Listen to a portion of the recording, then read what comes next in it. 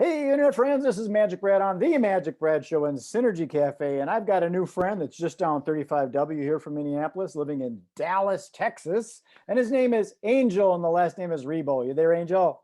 I am here indeed. Thank you for having me, Magic Brad, and thank you everybody who's listening to us today. How was the weather down there? I understood you guys got some of our Minnesota snow down there a while ago. Oh, come on, don't remind me. That wasn't the worst thing, right? The worst thing was having no power for a long time. Yeah. So weather today is we have some clouds and it's sunny, and we were 49 at the beginning of the day. So probably right now we are over 50. You got the power back. Oh yeah. But the funny thing is that we're having internet outages. Oh sure. Yeah. So Also we have to get ready for that. Hopefully this will go smoothly. Yeah. Absolutely. No. I mean, the thing is, how to say this? You would never imagine that you would be 35 degrees inside your house. I mean, it's like crazy stuff. And how can we possibly do that? You see your breath? It was dark, so I don't remember. Well, Angel, I don't do these real long. I keep them kind of condensed. And Oh, please, absolutely. I'm all about it. Please. Absolutely. Thank you. How long have you lived in Dallas? For 10 years now. Okay, deep roots. Yeah, it's a great place. It's a great place. Yeah, absolutely. And you're married and got kids? You're a single? I'm married. I have 3 kids. Okay. 2 live at home. The other one left already. So yeah. So I mean, we are excited. We love it here. We're very, very into the community. We are volunteers in local hospices, volunteers in the schools. So we are all in here. I mean, we love it here. We are north of Dallas, actually, in a place called Plano, and it's a. Oh, that's where they make the tackle boxes, the fishing tackle boxes in Plano, Texas. It can be. I don't know. I should be a fisherman. Oh, the tackle boxes. Oh, okay. Oh, okay. Yeah. I think it's the second person that has told me that before. It could be. But there's so many headquarters of large corporations right now. So many things happening in the area that probably like the ones that have lived here, probably they are more like acquainted with former companies, like companies that have been Sure. Well, forever. I'm 63, almost 64 years old. So I'm talking way back when I was a teenager going fishing. I remember I had a plastic Plano tackle box and wow. Okay. Plano. So who would have thunk it? So tell us a little bit about. I mean, let me tell you something. We've been here for 10 years, and there's places that when we came here, there was nothing built. Mm-hmm. And as you know, Texas is the second largest state in the union. Yeah. So there's so much space to fill, that we are in. I mean, it's amazing the amount of companies and headquarters that are relocating every single year. It's also fascinating how fast they can build buildings these days. Yeah, true. Yeah, it's not like brick by brick anymore. They take them big slabs and put them up, and poof, they got a warehouse. I agree. I agree. I don't know what's going to happen with the space, with the office space right now, with all the virus and everything. But anyway, people will figure it out. I mean, we're business people, so everybody figures out what to do with the surroundings. But it's a great area. It's an international area. There's people from many different places in the world here. Very important, high-tech industry. So again, multicultural. This is really a melting pot of cultures here in Plano, Texas. Do you consider yourself an entrepreneur? I do. In the business world? Totally. Yeah. You got that entrepreneurial spirit, and we will innovate and adjust. My background is in the event industry, events, travel, and tourism. Guess what? COVID doesn't like that. That said no. So yeah. I had to innovate, and that's why I'm doing a lot more online things like this, just staying out there, making it happen. So tell us a little bit about your business and what you do. Thank you. Absolutely. So basically, both corporate CEOs and established entrepreneurs, they hire me to bridge the gap globally for expansion and exposure. Basically, I help them grow or accelerate the growth of their businesses through strategies related to going global, basically. Mm-hmm. And basically, it's two very defined parts. One is, exposure. It's all about how do you get the right exposure in the right market at with the right target, right?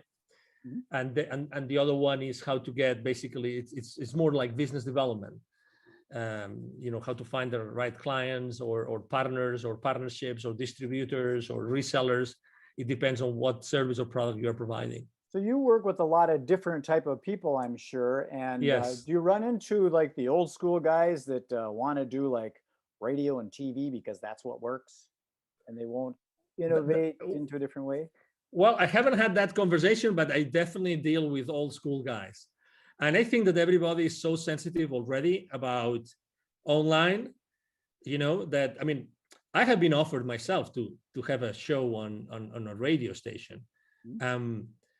But obviously then it's all about, I would have it if I could bring my clients on, and then I could help them, publicize their system, their products and services, right?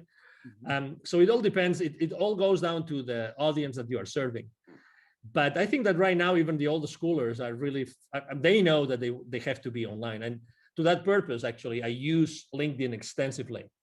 Yeah. I use as you probably have seen, I mean, I'm very active on LinkedIn. I have 27,000 connections. I literally interact with a few over, now that I counted, it's over 1,500, almost 2,000 people on LinkedIn interacting every single week, literally. Wow. So yeah, I have it's where that's my world. It's where I interact with everybody. Well, the reason I bring it up because I'm in the event business, and there was a party supply store locally here, and the old school guys, they've been around for like 30 years or something like that. They wanted to do radio ads. They didn't really want to put money into this social media thing because they wanted to do the old radio.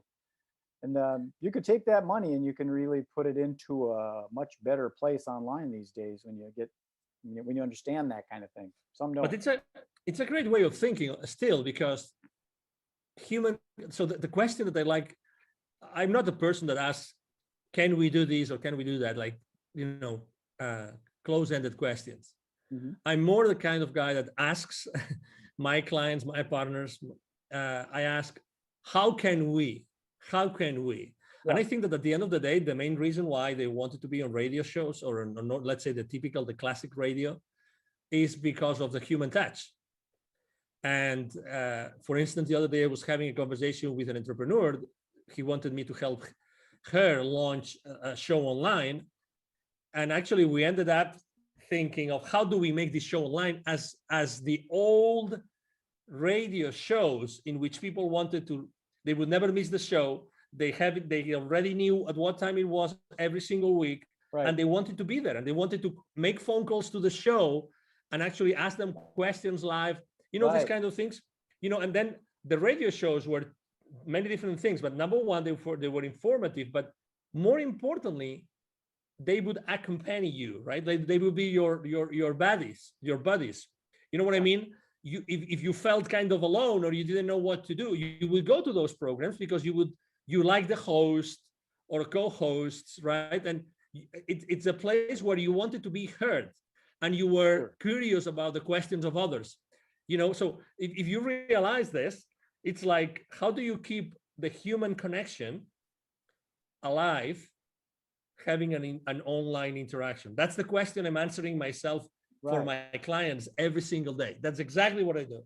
Yeah, it's the human engagement, and like you said, the Q&A kind of thing where you're actually talking and solving problems, and so it might be more applicable. So it's always good to ask those open-ended questions, the who, what, where, when, how, why, to get information in rather than saying this is the way it should be. Yes, sir. Exactly. Yeah. Are there any specific niches that you work in? Do you work in like that's a great question. Real estate? That's a great question. To be honest, historically, I was working with literally every single industry. Today, it's more related to the mindset of the owner, CEO, entrepreneur, more than to any industry.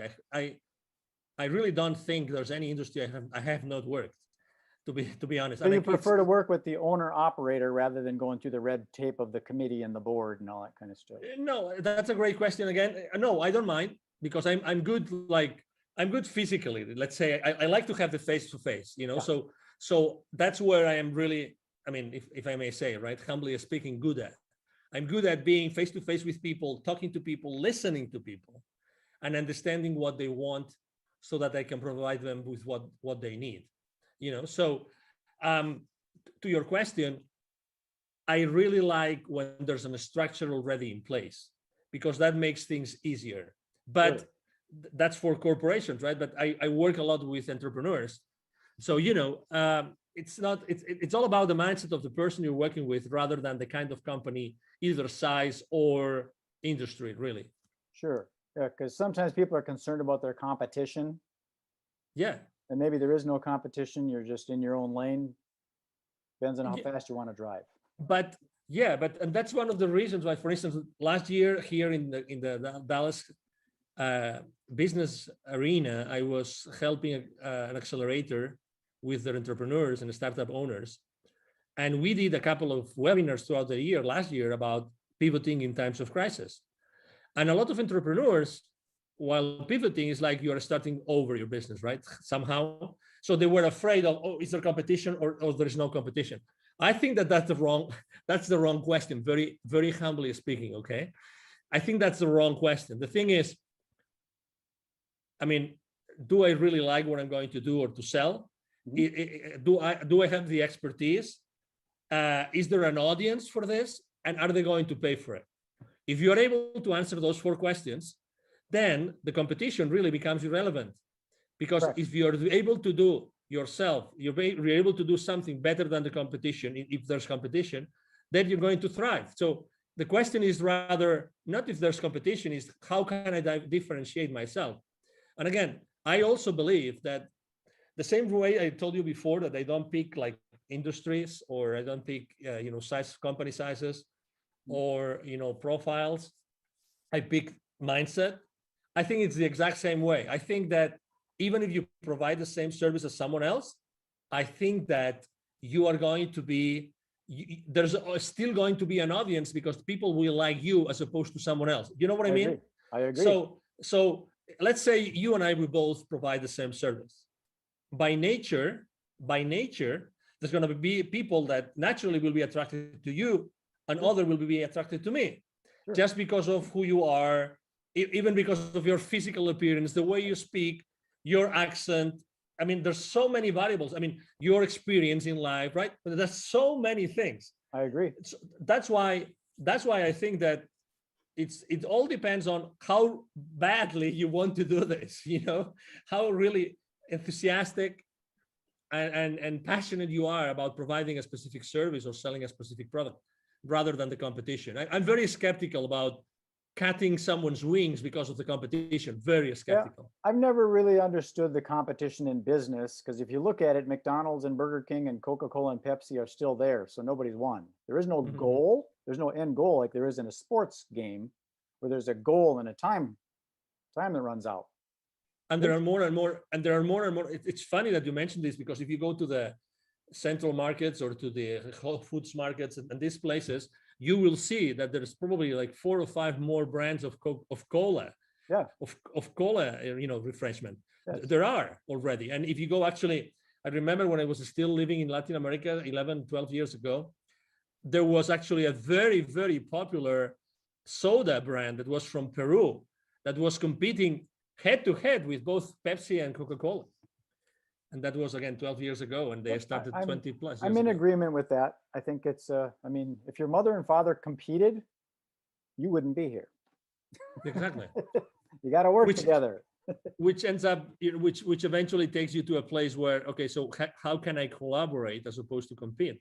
I agree. Maybe so that's why there are so many similar ways. There. I'm building out a thing called the Synergy Collaborative, because that's what it is. It's working together. Figure out how can we don't want to take and share the pie, but let's make a bigger pie. So let me tell you something. So every time I speak about the main mistakes that entrepreneurs make when they start their own journey, collaboration is one of the main mistakes. Number 1, because it's a blind spot for them. And number 2, because they are afraid of it. And number 3, because they're not able to do it. They don't know how to do it. It sounds crazy, but if you analyze it, and you said it great, MagicBrad, we are not taught on how to collaborate. How many subjects did you have? How many periods did you have in your elementary or middle or high schools about collaborating? What's the right way for collaborating? Well, our brains are functioning with the left and the right. So we already got that good and evil and the black and white and the separation. You got to realize that there is a gray. Yeah, but also again, how do you collaborate? How much do you give, and how much do you expect in return? So it's funny, but I really believe that we are very bad in collaboration. Very bad. I agree. It's an you kind of wonder, okay, I put in, 100 hours, you only put in 70 hours, and how come we're splitting 50-50? Yes. So I understand our mind thinks logically like that. Yes. I had another question about who do you serve? Are you in a specific geographic area? Do you prefer the United States, North America, or is it global? Doesn't matter to you? Yeah. So I've had in the last 5 years of my business, I've had clients in Europe, in Latin America, in Asia, in Australia, in Canada. So I have customers all over the place. So when it comes down to helping companies go global, there's really, I take clients from almost everywhere in the world. Right now, actually, I'm working on two projects, and one of them is in Asia, like large expansion projects. And there's really no geographical origin. Obviously, I have a very important footprint here in the Dallas area because I'm here. So there's a lot of executives that know me and know who I am, right? Because they see me around. But my clients really come from anywhere in the world because of the online world. Because some of the things that I'm working on, it's hard for me to work with someone over in Singapore or Bali, Indonesia, because the calendar is so flip-flopped. We're going to meet on Monday, but guess what? It's Tuesday there. Yeah. So I try and stay in the central time zone as much as I can, but to each his own, Yeah. I just had a conference call video conference call at 9:30 a.m. here in Central, and it was really late at night for them. But we try to compensate. We try to do like late for me, late for them, late for me, late for them. So we try. I like the way you operate because it's kind of doesn't matter because over on the other side of the planet, you got early morning people and they got late night people. It depends on the vibe and stuff. So it sounds like you're very open to whoever wants to work with you. I am. Done. Yeah. That's true. So yeah, I mean, typically, I have to say I work a lot of hours. A good day for me is the day in which I have a 2 or 3 hour break in the middle. Okay. So I see my day in 2 big chunks, really, because of that. So so I have a big chunk in the morning, starting really early, and then I have a big chunk. Let's say after 5, I have another big chunk of Asia is waking up and Europe is going to sleep. So what would be some of the key words that you would use for when people are looking for you if they're searching you out? Yeah, international expansion, international exposure. I am an influencer, so actually I'm a very strong business to business influencer or business to consumer, because the profile of the 27,000 connections I have on LinkedIn, I told you before, I engage with more than 1,500 every single week. So because of the nature of what I do on LinkedIn, I'm an influencer there. So I am a LinkedIn strategist, a LinkedIn influencer. Okay. Let's say a global expansion. Those would be the keywords. Yeah, LinkedIn is a whole nother world. I got a friend locally here that wrote a book on it. He calls himself the LinkedIn rock star, Mike O'Neill. I don't know if you know that name. I've heard his name. Yes. He's definitely a Mike O'Neill. Okay. Lives here in Minneapolis, used to be out in Denver, but he's really heavy into LinkedIn Navigator and helping lead generation for his clients. That's what that's good. Generation through LinkedIn. I do a lot of that. MagicBrad, a lot. It's a big world out there, Angel. It's a big world. Yeah, it's a big world, but it's becoming smaller and smaller. Well, I think it's important to, sometimes niche down. Myself, I'm working on what I call narrowcasting rather than broadcasting. Yeah. Trying to stay within the central time zone so that we're all working on the same time frame.